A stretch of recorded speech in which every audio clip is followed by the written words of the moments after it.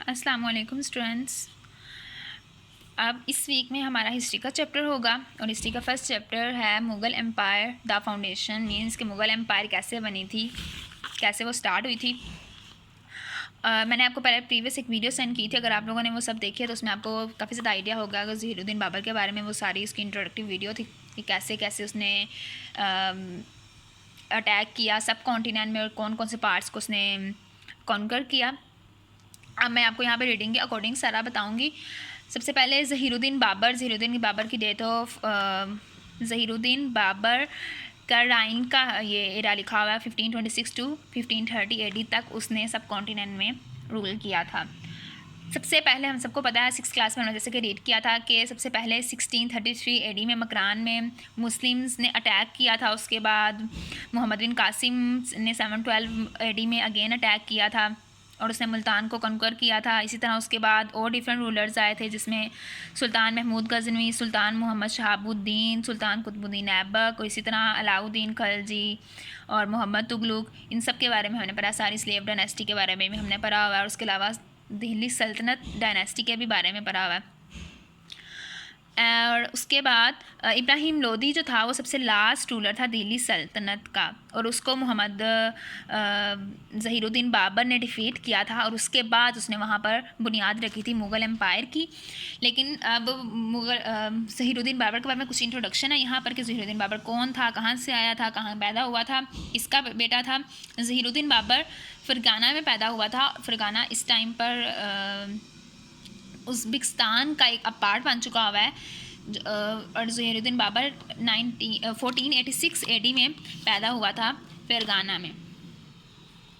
1486 में पैदा हुआ था ज़हीरुद्दीन बाबर और उसका पेरेंटल रिलेशन किस किस के साथ था। बाबर मदर वाली साइड से वो कतलक निगार खानम उनकी मदर का नेम था और वो मंगोल्स जो थे उसकी चंगेज़ खान जो मंगोल था उसके डिसेंडेंट में से है बाबर। उसके इसी तरह फादर की तरफ से भी बाबर का रिलेशन चुगताई तुर्क जो थे उनके साथ था और उनके फादर का नेम उमर शेख मिर्ज़ा था जो कि रूलर थे उस टाइम पर फ़रगाना के, क्योंकि और इस तरह फ़रगाना में ही पैदा हुआ था बाबर। और बाबर का जो है ये टर्किश वर्ड है और it means line in English. उसके बाद अर्ली लाइफ के बारे में उसका बताया हुआ। अर्ली लाइफ में बाबर को पढ़ने का बहुत ज़्यादा शौक़ था और उसके फादर ने उसकी स्टडी पर सबसे ज़्यादा खुद नज़र रखी थी और उसने उसको सबसे बहुत सारा सिखाया था, बहुत सारी लैंग्वेज लिटरेचर नॉलेज के बारे में उसको सिखाया था, जिसमें बाबर को पर्शियन लैंग्वेज भी आती थी, अरब भी आती थी, टर्किश लैंग्वेज भी आती थी। उसके साथ साथ बाबर को पोइट्री का भी शौक़ था। एंड मोर ओवर उसके अलावा बाबर ने अपनी ऑटोबायोग्राफी भी राइट की थी तो उसके बाबरी, और जिसमें उसने अपनी सारी लाइफ के बारे में बताया था। और उसके साथ साथ बाबर को चूँकि बाबर एक माउंटेनियस एरिया में पैदा हुआ था, डैट्स वाई बाबर को नेचर से भी प्यार था और उसके अलावा लिटरेरी टेस्ट पढ़ने के हवाले से भी बाबर को बहुत ज़्यादा शौक़ था, क्योंकि उसके फादर ने भी उसके ऊपर खुसूसी तवज्जो दी थी उसकी स्टडी के लिहाज से। तो उसने उसके बाबरी राइट की उसने अपनी, जो कि एक आर्ट पीस है लिटरेचर का। उसके अलावा प्रैक्टिकल लाइफ में बाबर का बेंटर हुआ था।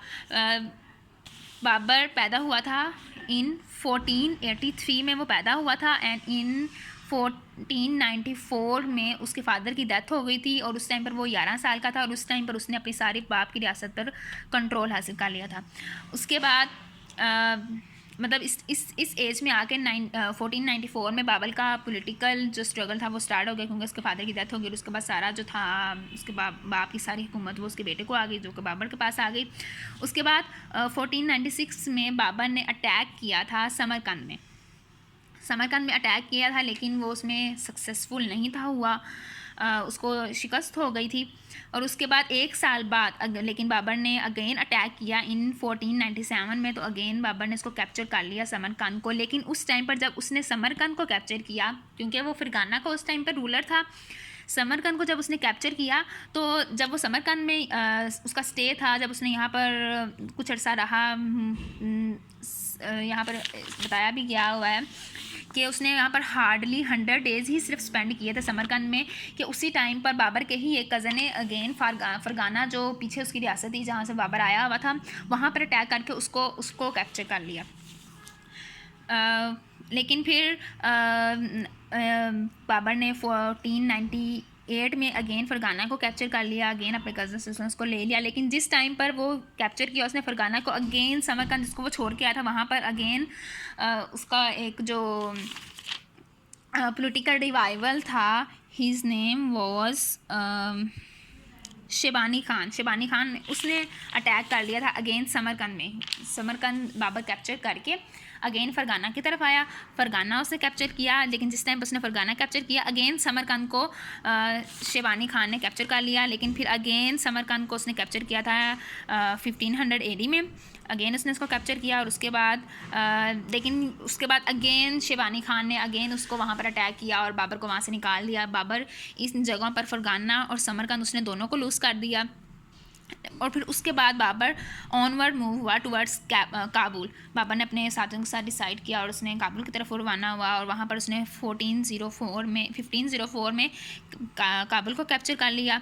और उसके बाद उसके साथ साथ उसने 1511 में कैप्चर किया था कंधार को भी। और उसके साथ इसी तरह से वो आहिस्ता आहिस्ता उसने इंडियन सब कॉन्टीनेंट की तरफ मार्च करना स्टार्ट कर दिया और आहिस्ता आहिस्ता विन करता गया। और इस तरह उसने पूरे सब कॉन्टीनेंट में अपनी रूल को बना लिया। अब आपने इन सब की रीडिंग करनी है, इस सब सारे में यही बताया वो आप इसको अच्छी तरह से रीड करेंगे। जिस चीज़ की आपको समझ नहीं आएगी वो आप लोग मुझसे पूछ लेंगे।